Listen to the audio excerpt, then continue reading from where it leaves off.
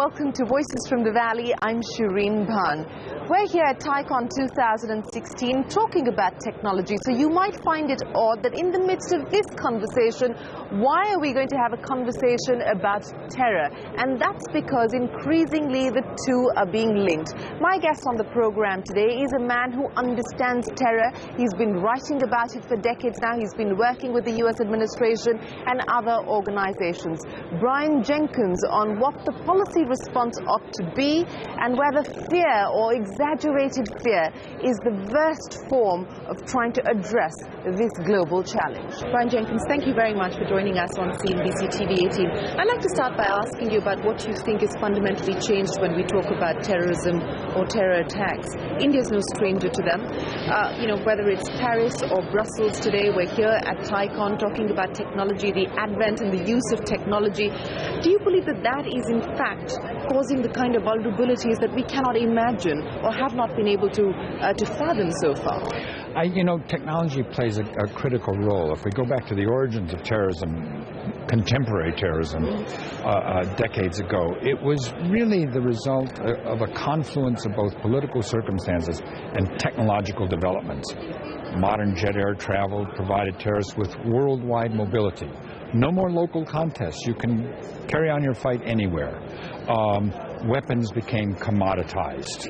You can get AK-47s anywhere, build explosives.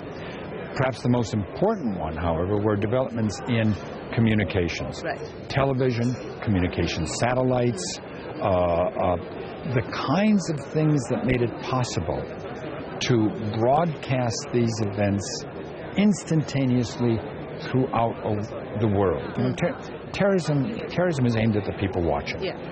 Terrorism is theater. The ability to reach an audience of global proportions enhanced the utility of terrorist tactics. Now, since then, terrorism has continued to evolve. It's escalated. It's become much more violent. We see new groups have come on the scene. But the other thing we've seen is that power, defined crudely, is the capacity to kill, destroy, disrupt, create fear, oblige us to divert vast resources to security. That power is coming into the hands of smaller and smaller groups whose grievances, real or imaginary, it's not going to always be possible to satisfy. Now, how we deal with that in the construct of a democracy and remain a democracy is one of the challenges we face. What's the big concern there? Because that's a very important point, and we're seeing that playing out in democracies around the world, where governments are now responding, or politicians are responding to this fear. Some real, some assumed, some imaginary, but it's causing fissures within societies. It is, and that's the true danger. The danger is not directly what terrorists will do, although I have some concerns about that as to what they may be able to do in the future. But the principal concern is that the reactions that terrorists are able to create.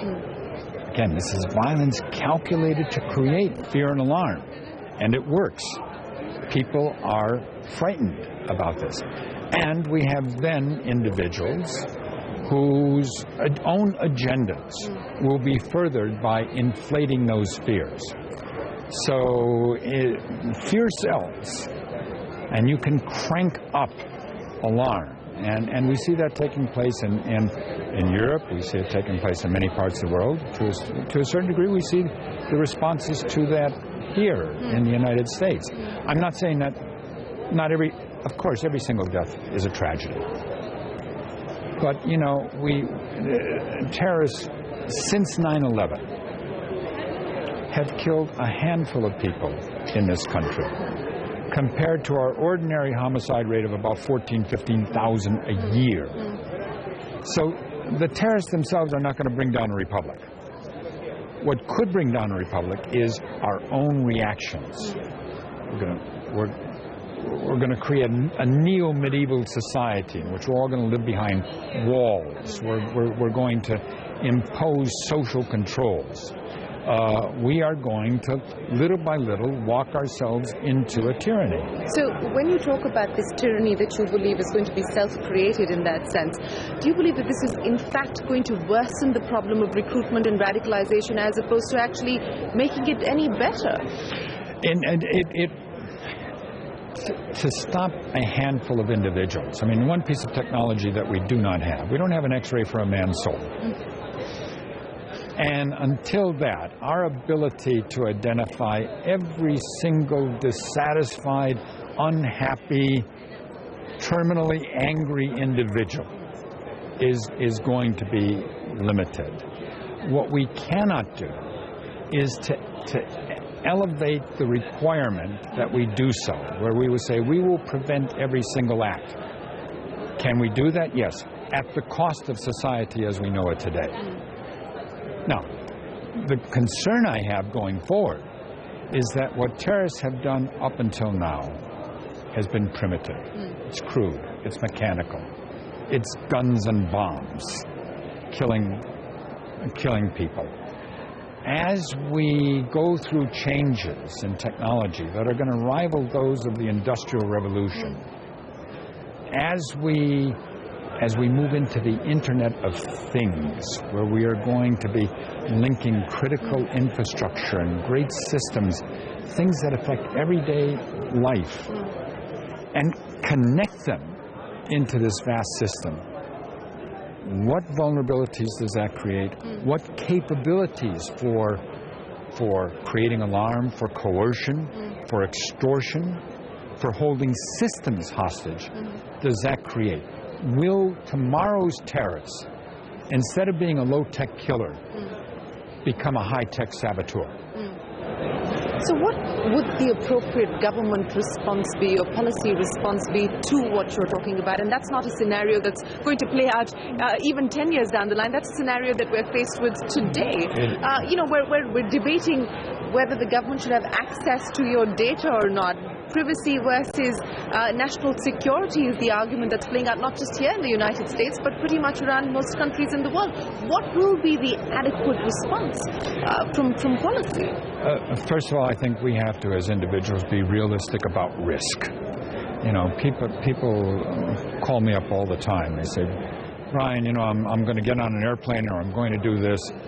You're supposed to know something about terrorism. What should I do to be safe?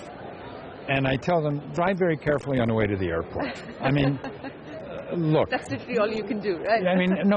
But that's reality.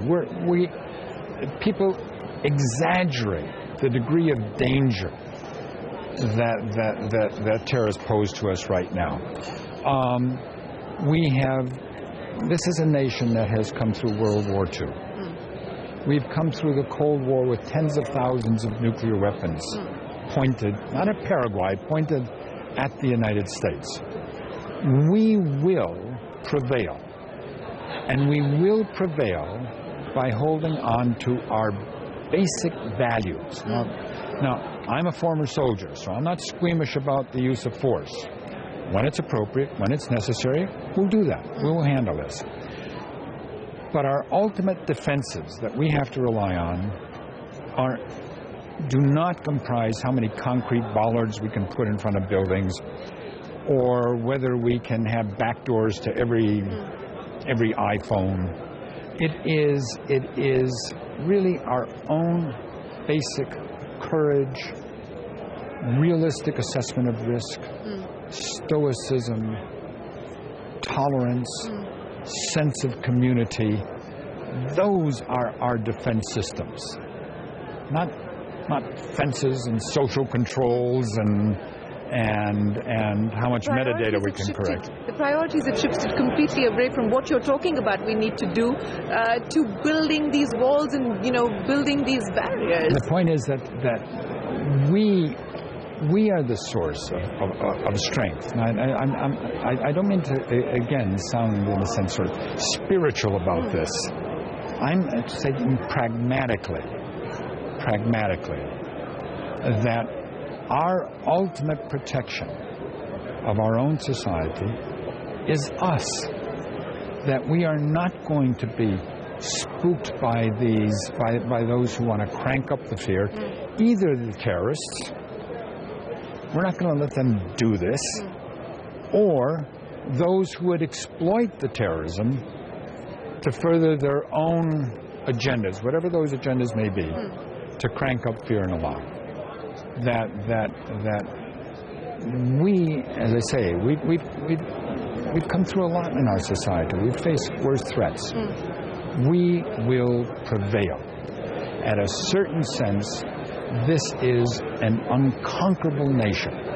Now, I don't mean that as an arrogant statement. I mean that in a sense that, you know, an ancient strategist said that if you know your enemy and if you know yourself, you will be unconquerable. Now, do we know the enemy today? You know, yes, we can physically identify the enemies in that sense. The enemy that we're not identifying correctly is the fact that in many cases terrorism has become a condenser for our own anxieties. And again, particularly in this nation, are we still the number one power in the world? Are we going to be overrun by other people coming into this nation? What is our economic future? Despite being an optimistic nation, Americans are anxiety-ridden. I mean, we feed off of concerns about doom and decline. And then what happens is along comes some terrorists and they give sort of a face to that.